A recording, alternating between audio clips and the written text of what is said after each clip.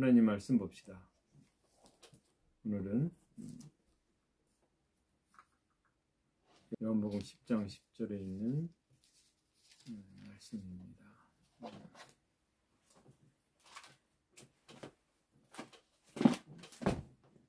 죄송합니다. 10장 10절 같이 한번 읽어봅시다. 시작.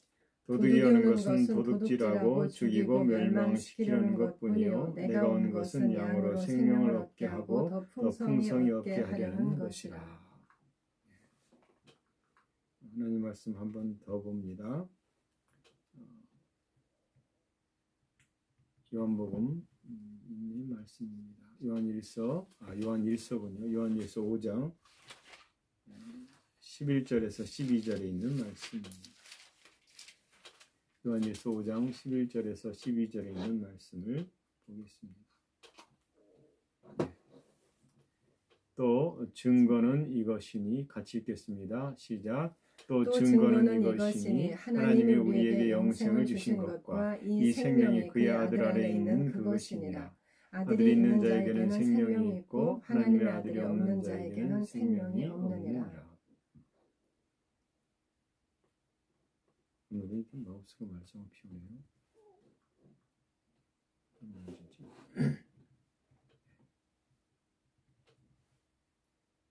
오늘 나눌 말씀은 영을 따라 생명으로 사는 삶. 영을 따라서 생명으로 사는 삶. 여러분, 영생이 무엇입니까? 성경은 영생에 대해서 요한복음 17장 3절에 영생은 곧 유일하신 참 하나님과 그가 보내신 자 예수 그리스도를 아는 것이니라 이렇게 되어 있습니다. 우리가 보통 영생하면 영원히 산다 이렇게 생각하는데 여러분과 늘 나눌 때 했던 조에 하나님의 생명이란 뜻을 가지고 있다라고 말했습니다. 아이오연조에 영원한 생명, 하나님의 생명, 하나님께 있는 생명이 영생입니다. 그 생명으로 사는 것이 곧 구원이죠. 우리가 가진 생명은 혼의 생명, 혹은 육신의 생명입니다. 호흡이 끝나면 존재하지 않는 생명입니다. 이 생명은 이 땅에 있는 피조물들의 생명과 유사합니다. 모든 피조물들은 그 생명이 닿으면 흙으로 돌아가죠. 육체의 근원은 흙입니다. 그래서 아담이 타락한 뒤에 인간은 흙의 근원이 된 흙을 따라서 사는 인생. 그래서 평생 무엇을 먹을까, 무엇을 마실까, 무엇을 입을까 이 초점을 거기에 맞추고 사는 삶. 여러분, 제가 이렇게 산책하러 가면 참새를 보거나 비둘기를 보면 연신 무언가를 열심히 먹고 있어요. 나무 가지에 앉아서 나무 가지나 이파리를 계속 몰조아요. 또 흙에 내려가서 흙에서 뭐 아무것도 안 보이는데 열심히 쪼아요. 어떤 건 돌 같은데 그걸 그냥 먹어요. 나중에 거기 돌에서 무슨 영양가가 나오는지 모르지만 물론 이제 뭐 그런 걸 먹어야 이 안에서 다른 음식을 소화시키는데 충돌시켜서 빼낸다는 말도 있습니다. 그러나 여러분 계속 먹을 것을 찾고 그것을 구하고 그렇게 먹고 사는 인생. 그래서 배가 신이 돼버린 인생. 그게 어떻게 보면 육체의 생명으로 사는 모습입니다. 여러분 모든 피조물이 여기에 사는데 거기에서 해방되는 길, 즉 수고하고 애쓰고 염려하고 불안해하고 이런 것에 대해서 해방되는 유일한 길은 오직 예수 그리스도밖에 없습니다. 예수 그리스도의 길은 영생입니다. 즉 하나님의 생명으로 사는 인생이다라는 거죠. 예수 그리스도가 영생이고 하나님 아버지가 영생입니다. 하나님께서 모든 만물의 근원이신 것처럼 하나님 모든 만물의 생명이시기도 합니다. 우리가 몸은 물, 공기, 바람, 음식, 햇볕 이런 게 필요하죠. 이것이 없으면 인간의 육체는 유지하기가 힘듭니다. 영혼도 마찬가지입니다. 우리의 영은 하나님으로부터 하나님 형상을 따라 하나님과 하나 되도록 창조되었습니다. 하나님과 흡사한 존재죠. 그러므로 하나님 없는 영은 살아있는 것이 아니라 죽은 것이다. 그래서 성경은 하나님을 떠난 인간은 죄와 허물로 죽었다라고 말합니다. 그래서 모든 사람이 죽음에 처한 거죠. 이게 육체적 죽음이 아니라 영의 죽음, 즉 영의 기능 상실. 그래서 하나님을 떠난 것이 죄요 사망이다라고 말할 수 있습니다. 그래서 생명이신 하나님이 없다라는 사람은 그 사람은 죄 가운데 있는 사람이다. 그러니까 하나님에 대해 죽은 자다. 그는 사망이 그의 본질이 됐다. 그리고 하나님 우리 영원하시고 하나님 우리의 영혼이시며 생명이시다. 우리의 유일하신 구원자이시다. 유일하신 영광의 하나님이시다. 우리가 인간이 영생을 얻을 수 있는 유일한 길은 생명으로 오신 예수 그리스도 그를 본받는 것입니다. 오늘 읽은 본문의 또 증거는 이것이니 하나님이 우리에게 영생을 생명을 주신 것과 이 생명이 그의 아들 안에 있는 그것이니라. 우리가 예수 그리스도 안에서 그분 안에 있는 예수님 안에 있는 생명으로 말미암아 구원을 얻게 됐습니다. 그래서 아들이 있는 자에게는 생명이 있다. 영생이 있다. 그리고 하나님의 아들이 없는 자에게는 생명이 없다. 사망이 오직 그를 주장하는 자다. 그래서 하나님께서 영생을 주신다라는 말씀은 하나님 자신을 우리에게 주는 것이다 라고 말할 수 있습니다. 그 사건이 십자가의 사건입니다. 그러므로 예수 그리스도를 자신의 생명의 주로 받아들인다면 그것은 곧 영생을 얻는 것, 하나님의 생명을 얻는 것입니다. 영생은 죽은 다음에 시작하는 것이 아니라 예수 그리스도를 영접하는 순간 시작하는 것입니다. 즉 우리가 이 땅에 살면서 영생을 누린다, 생명을 누린다. 이게 맞는 표현인 거죠. 그래서 예수 그리스도를 영접하는 순간 우리는 하나님 나라로 들어가게 되는 것입니다. 우리의 영은 이미 하나님과 연합되어 있고 영접하는 순간 하나님과 하나 되었다라고 믿으시면 됩니다. 믿으시기 바랍니다. 우리가 실감하지 못하는 이유는 우리가 육신을 가지고 있기 때문이에요. 영은 감각으로 느껴지는 것이 아니라 오직 믿음으로밖에 접근할 수가 없습니다. 그리고 예수 그리스도를 영접하는 순간 우리의 위치가 영인 하나님 나라로 옮겨질 뿐만 아니라 우리 안에 성령님이 오신다. 그분이 우리의 힘의 근원이 되셔서 우리를 끌어가신다라는 겁니다. 우리가 영에 대한 이해 부족은 이런 변화에 대한 믿음을 갖지 못합니다. 거듭나는 이 사건은 이성적인 사건이 아니라 초자연적 사건입니다. 그래서 초자연적이다라는 말은 여러분 우리의 이성과 우리의 지성으로는 도저히 증명되거나 판단되는 것이 아니다. 그래서 내가 이해했어 라고 하더라도 그것이 그에게 믿음을 일으켜서 그 영의 역사를 우리가 자기 것이 되는 것이 아니다. 다시 말하면 오직 믿음을 통해서 우리는 의롭게 되는 것이죠. 그런데 이런 영의 초월적 역사를 이해하지 못하면 이상한데 혹시 이단 아니야? 이렇게 말할 것입니다. 그러나 내가 구원받았다 이 말은 내가 초월적인 존재로 새롭게 태어나서 그 존재로 살아갈 수 있게 됐다라는 것을 말하는 것입니다. 그래서 구원은 단순히 죄에서 벗어났다 이 차원이 아니라 새로운 탄생이 있다라는 겁니다. 하나님으로부터 태어났다. 생물학적 존재로 표현하면 하나님이 자신의 생명으로 우리를 낳았다라고 말합니다. 성경은 낳았다는 표현을 또 다른 표현으로 말씀으로 태어났다라고 말합니다. 하나님께서 우리를 낳으셨고 그분이 우리의 아버지십니다. 제가 어느 날 이렇게 어느 가게에 들어갔다가 거기 가게 주인 되시는 사장님이 되시는 남자분, 알고 보니 이분들이 한 분은 권사님이시고 아내분은, 그리고 그 사장 되시는 분은 안수 집사님이시더라고요. 교회 다니시냐고 그랬더니 교회를 다니신대요. 그래서 제가 거듭남에 대해서 물어봤어요. 혹시 거듭나셨어요? 그랬더니 거듭났어요. 그래요. 거듭남의 뜻이 뭐예요? 라고 물어봤더니 새롭게, 우리가 새롭게 태어났다라는 거.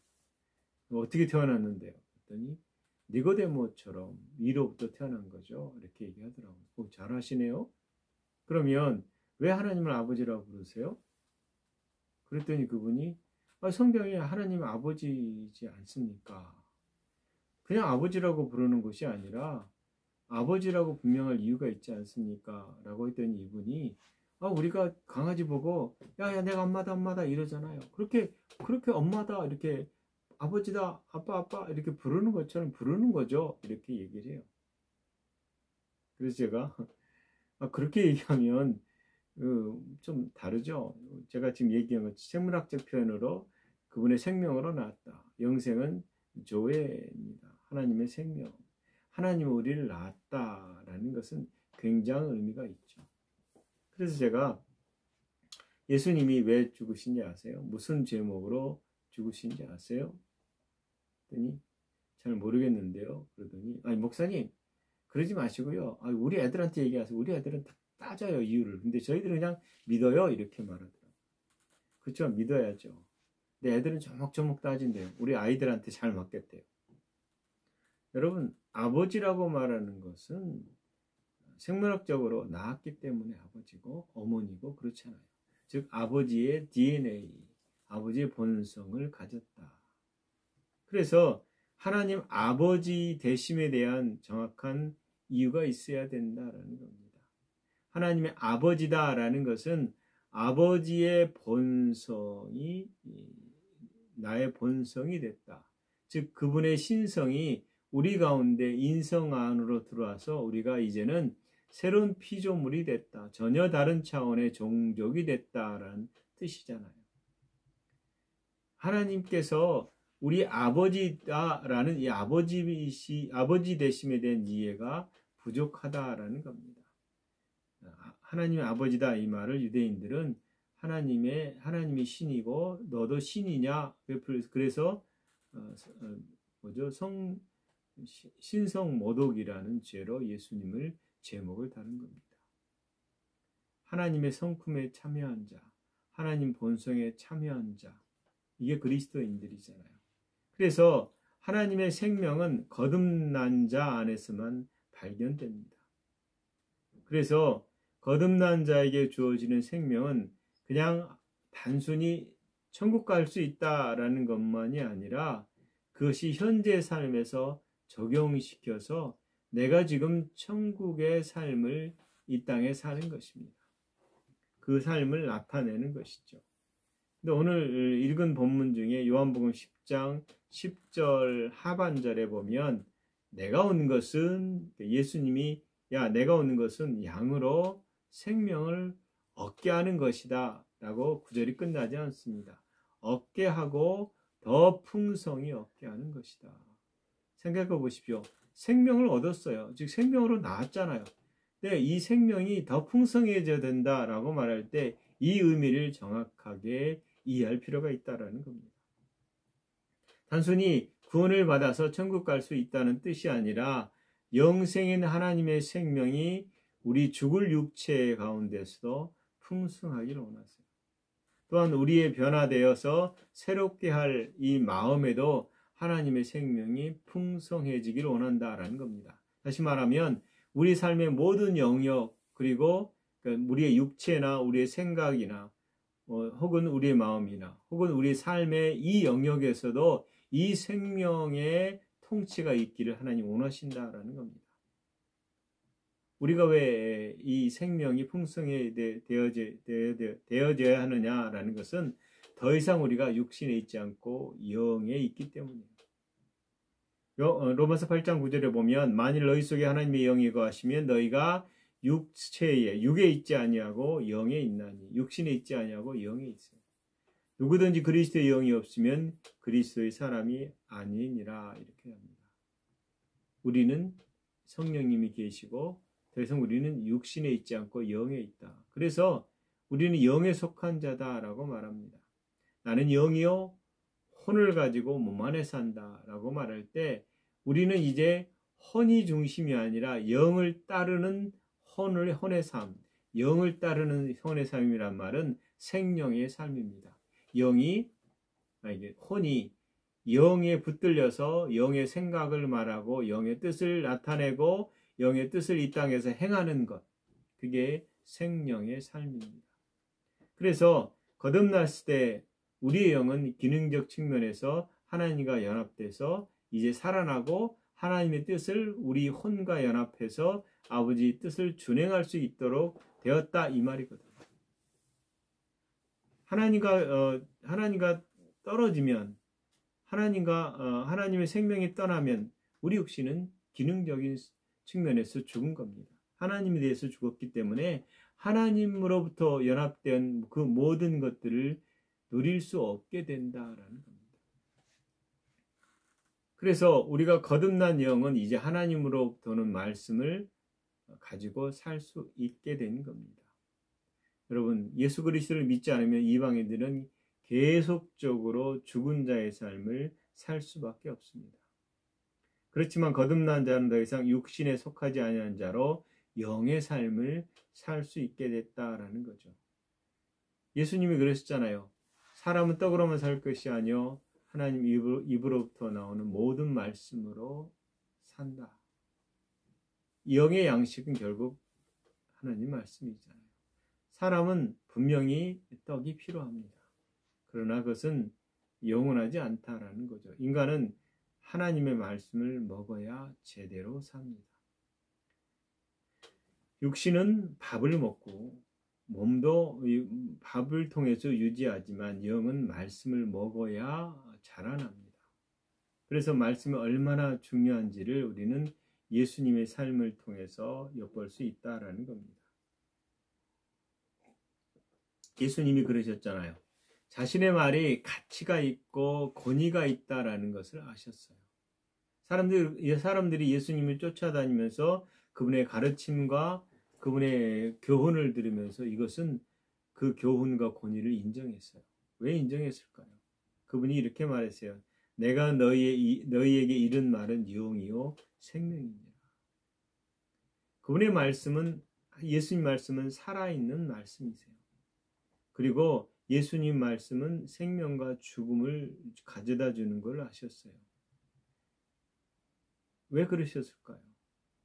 그것은 예수님이 하신 말씀은 그분이 가르치고 이른 말씀은 자신의 말이 아니라 하나님의 말씀, 그분의 하나님의 뜻, 아버지의 말씀하신 것들을 그 입술에서 선포했을 뿐이다라는 겁니다. 여러분, 열매 없는 무화과나무를 향해서 예수님이 그 뿌리가 말라 비틀어질 것을 명령했습니다. 그러니까 뿌리가 말라 비틀어지라는 말이 아니라 열매를 못 먹게 될 것이다 라는 말씀을 하셨는데 결국 그 뿌리가 말라 죽었습니다. 예수님이 과부의 아들에게 말하자 즉시 살아났습니다. 성령님께서는 바울을 통해서 하나님 말씀은 살아있고 라고 히브리서 4장 12절은 말합니다. 이 말씀은 로고스거든요.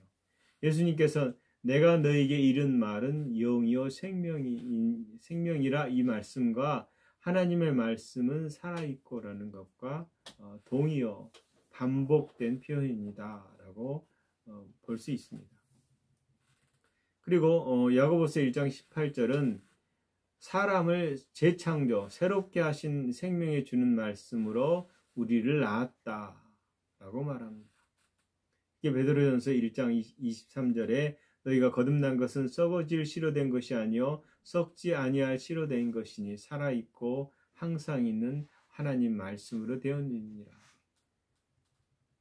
하나님 말씀을 그분이 하나님의 말하신 다음에 그분이 말한 대로 그대로 되니라 라는 것처럼 예수님이 그분의 말씀을 하실 때에, 즉 하나님 말씀을 하실 때에 그대로 됐다라는 겁니다.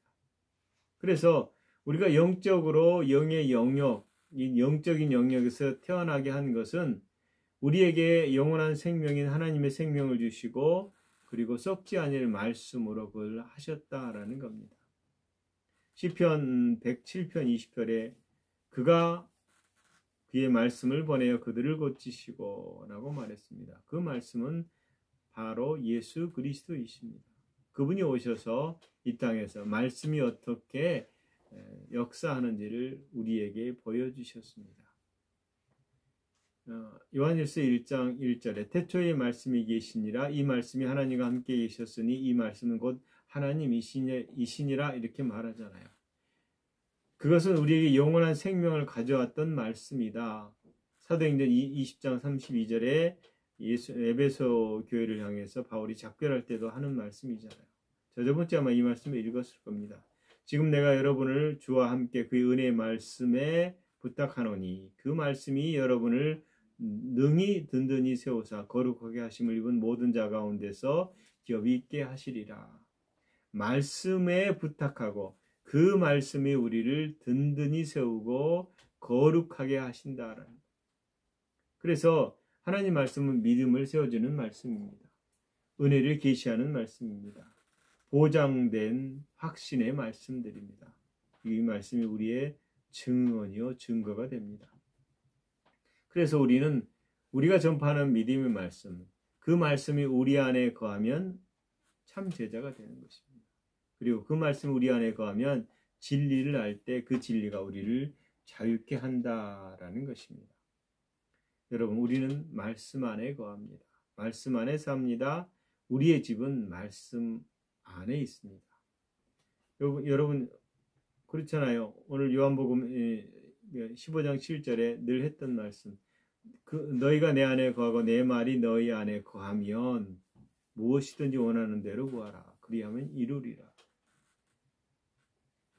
하나님 말씀이 우리 안에 거하는 일들은 쉽지 않아요. 왜냐하면 이해하는 걸로 그치거든요, 대부분. 그러나 말씀을 계속 반복해서 고백하고 그것이 내 것이 되도록 할 때 그것이 우리 안에 차곡차곡 세워져서 그 말씀을 하는 자가 된다라는 겁니다. 그래서 여러분 어떤 사람들이 이제 제가 그 가게 주인한테 이렇게 말했어요.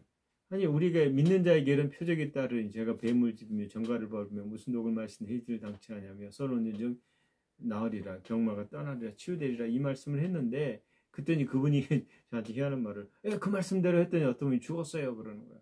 무슨 말씀이세요? 그랬더니 무슨 독을 마시든지 해를 당치 않는다 그래서 그 말씀대로 그 앞에서 독이 든 걸 먹었대요. 어떻게 죽었대요. 여러분 하나님 말씀이 문제입니까? 그분이 문제입니까? 하나님 말씀 문제가 없어요.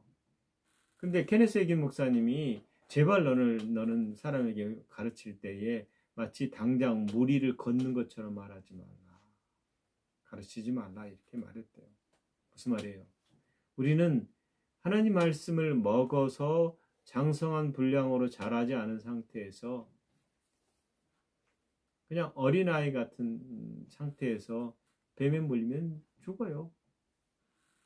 무슨 말이냐? 믿음이 자라지도 않고 그냥 그 말씀 믿습니다라고 무모하게 벼랑에서 떨어지면 그냥 죽어요. 우리는 하나님 말씀이 우리 안에 거하도록 해야 돼요. 즉 나로 살지 않고 그분으로 살 수 있도록 우리의 생각이 마음이 변화되고 새롭게 되지 않으면 그래서 그분의 말씀이 나를 끌어가지 않으면 내가 주체가 아니라 그분이 주체가 되는 삶 예수님이 살았던 내가 한 말은 내가 한 것이 아니다. 그분이 한 것이다. 철저한 순종 말씀이 그 안에 있을 때에 그분이 기도했던 것 아버지 항상 내 기도를 들어주셔서 감사합니다 라고 말하고 죽음 앞에서 도저히 불가능한 나사로를 살렸던 그 담대함이 우리 가운데 말씀이 채워져야 마음으로 말씀이 마음을 변화시켜야 가능하다라는 겁니다. 그래서 우리 안에 말씀이 거하게 되면 우리가 구하는 것마다 그것이 존재하게 된다. 그대로 되니라 라고 말한다는 거죠.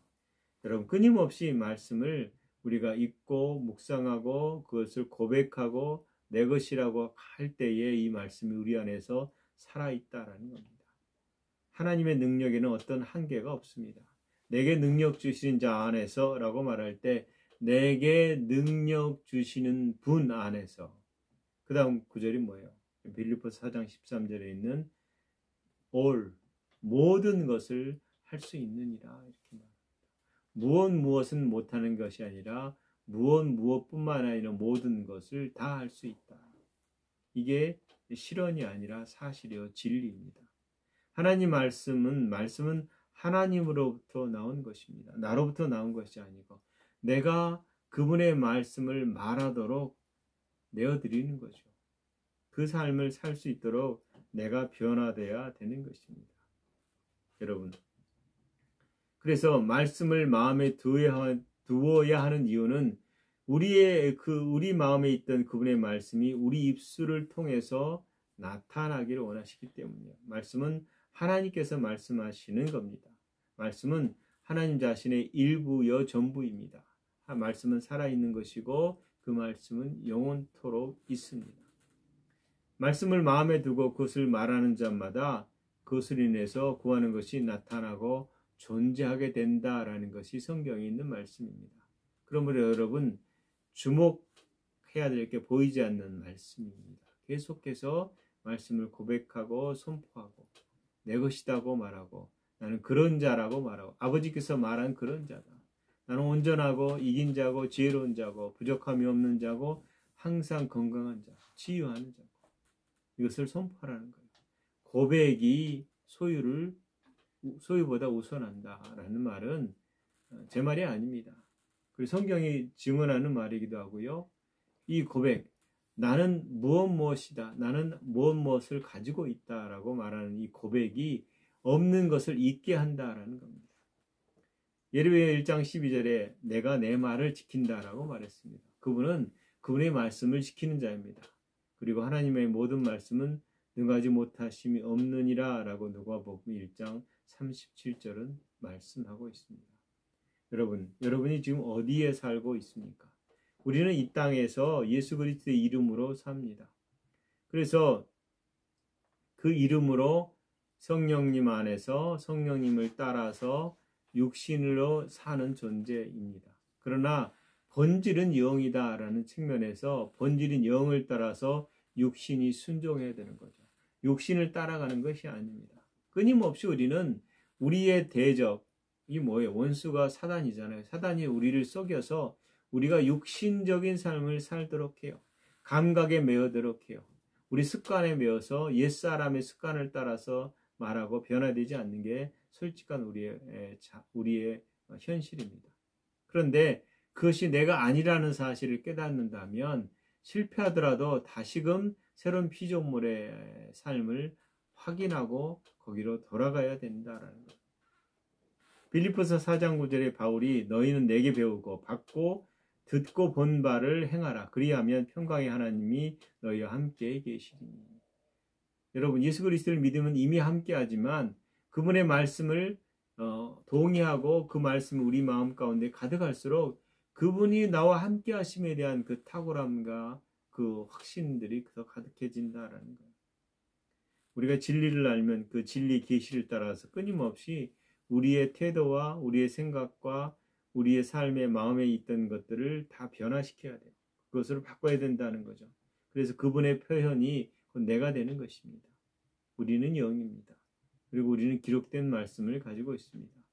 우리는 이미 기록된 말씀을 살아나기 위해서는 그 말씀을 고백할 때 살아난다라는 겁니다. 여러분, 내 손에 그 말씀을 쥐고 있고 내 입술에 그 말씀을 가지고 있고 내 심령에 그분의 말씀을 가지고 있다면 우리는 그 말씀으로 살기 시작할 겁니다. 치유가 내 것이고 건강이 내 것이고 생명의 빵이 내 것이고 나에겐 힘이 있고 능력이 있고 지혜가 있고 나는 변화되는 자요 계속해서 변화되는 자요 계속해서 자라나는 자입니다. 여러분, 하나님의 말씀이 우리의 안식이 되고 우리의 평안이 되고 우리의 즐거움이 돼요. 왜 계속해서 기도하고 범사에 감사하고 찬양하고 하는 삶을 살아야 되겠습니까? 우리 현실에서 감각으로 오는 모든 것들은 우리를 불안하게 하고 두려워하고 염려하게 하고 안 될 것 같고 망할 것 같고, 어떤 분이 그 얘기해요. 나는 금방 죽을 것 같아요. 죽음이 두려워요. 복음을 얘기합니다. 그렇게 하는 것이 하나님의 생각이 아닙니다. 거절하십시오.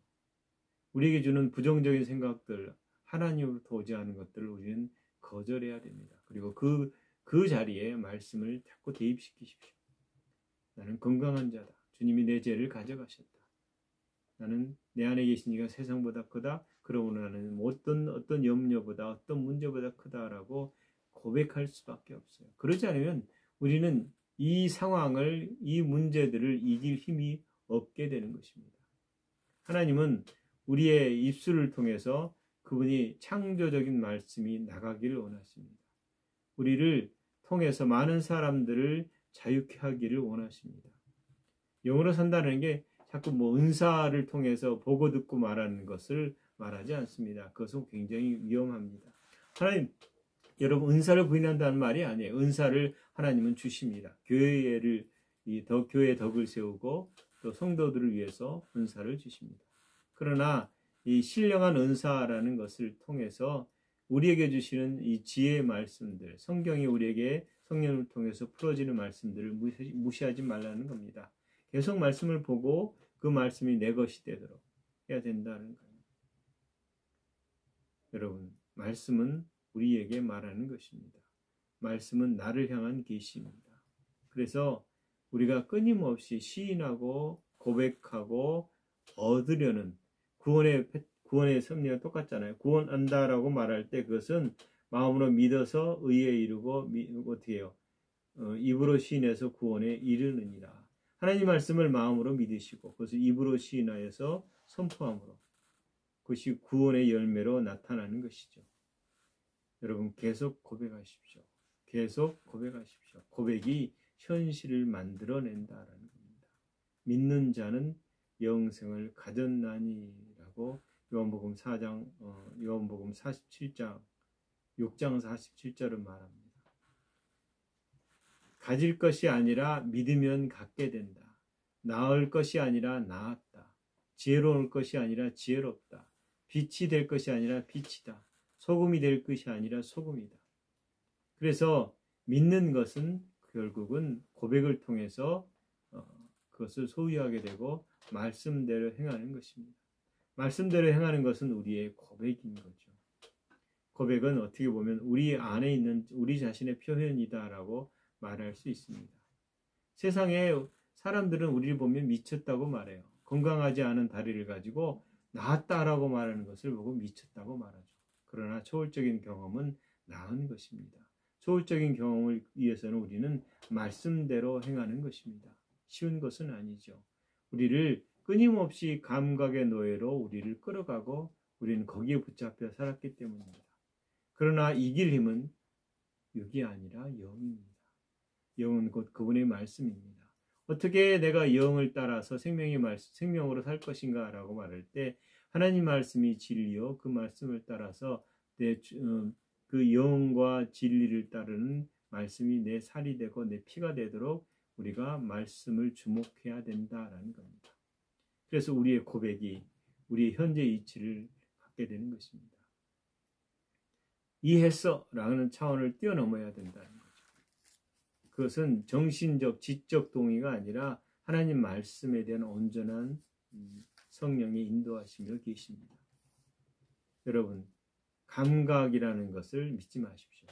영적으로 죽은 마음입니다. 우리는 육신의 생각이 아니라 영의 생각, 즉 말씀을 따라서 말하는 자입니다. 고린도전서 2장 14절에 육에 속한 사람은 하나님의 성령의 일들을 받지 아니하나니 그것들이 어리석게 보임이라 라고 말하고 있습니다. 영적으로 죽은 자, 육에 속한 자들이 정신적으로 보지 못하는 자가 취하는 유일한 태도가 뭐냐? 하나님의 성령을 알지 못하고 감각에 사로잡혀 사는 것입니다. 여러분 그리스도 안에 있습니다. 그것을 통해서 모든 것을 갖게 되었습니다. 하나님 말씀이 여러분을 통치할 것입니다. 내어드리십시오. 그래서 이 습관 중에 말씀을 통속적으로 뭐 그렇지 뭐라고 다 알아 이렇게 말하는 사람들 그렇지 않더라고요. 저는 많은 사람과 복음을 나누면서 느낀 것은 다 아는 줄 아는데 모르더라고요.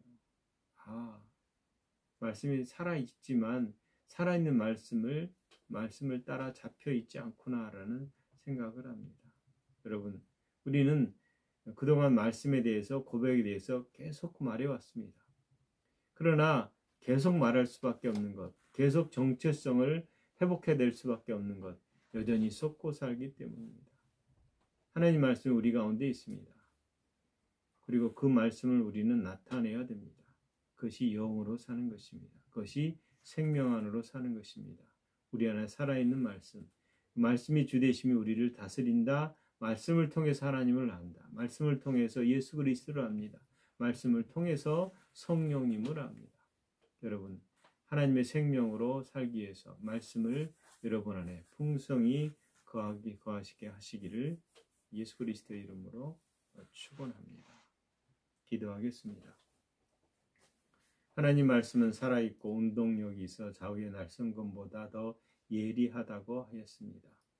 우리의 혼과 관절을 쪼개고 분리하고 나눕니다. 우리의 생각도 나눕니다. 하나님 말씀 우리 안에서 항상 거하여서 우리를 인도하시옵소서. 우리 마음을 변화시키고 우리 마음 가운데 오직 말씀이 풍성하여 분별 있는 삶을 살아가게 하시옵소서. 우리를 부족함 없는 자로, 지혜로운 자로, 이긴 자로, 예수 그리스도 안에서 항상 아버지를 영화롭게 하는 자로 부르셔서 감사합니다. 말씀이 우리를 지지하시고 말씀 우리를 이끌어 주시니 감사합니다. 그러므로 우리가 구하는 것마다 그 말씀대로 이루어질지어다. 감사합니다. 예수님 이름으로 기도합니다.